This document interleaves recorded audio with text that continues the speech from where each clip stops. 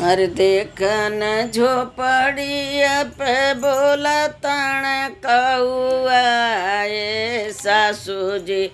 अरे ये सासू जी हमरे भैया आवैया ये सासू जी हमरे भैया बण आवैया ये सासू जी। जब सासू सुनेली भैया के नवा यही रे दैया कि यही रे दैया सासू कांटावारू नावली यही रे दैया सासू कांटा से रून रहिया यही रे दैया। अरे का तू ही सासू हो कांटावारू नावलो यही रे दैया भैया को गाड़िया से आवैया यही हो दैया भैया गाड़ी से आवैया यही हो दैया। अरे जब हमरे भैया दुआरवा पे अइले यही रे दैया अरे यही रे दैया सासू हने लिन के वाड़िया यही रे दैया सासू हने लिन के वाड़िया यही रे दैया।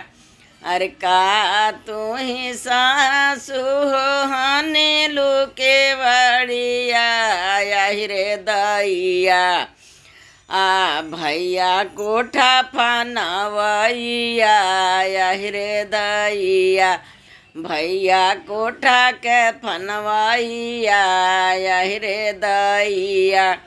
अरे जब मोरे भैया अंगनवा में अइले यही रे दैया अरे यही रे दैया सासू कुरुसी चोरावली यही रे दैया सासू कुरुसी चोरावली यही रे दैया।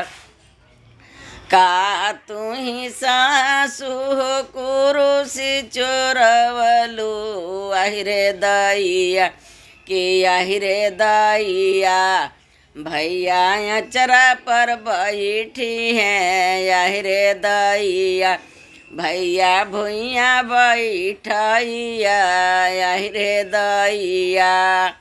अरे जब हमरे भैया अंगनवा में अइले यही रे दैया सासू लोटवो चोरवली यही रे दैया सासू गिलसियो चोरवली यही रे दैया।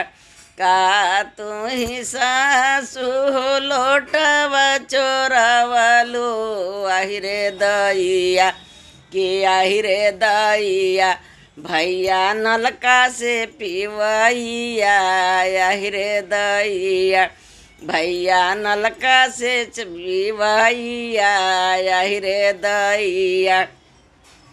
अरे देखन झोपड़िया पे बोलताण कौआ यही रे दैया अरे यही रे दैया कि अरे देखन झोपड़िया पे बोलताण कौआ ये सासू जी भैया बाण आवैया ये सासू जी हाजू भैया बण आवैया ये सासू जी।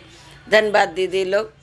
नाचते गाते जैसे दिल है वैसे आप लोग गाइए। अच्छा लगेगा लाइक करिए सब्सक्राइब करिए कमेंट करिए। धन्यवाद।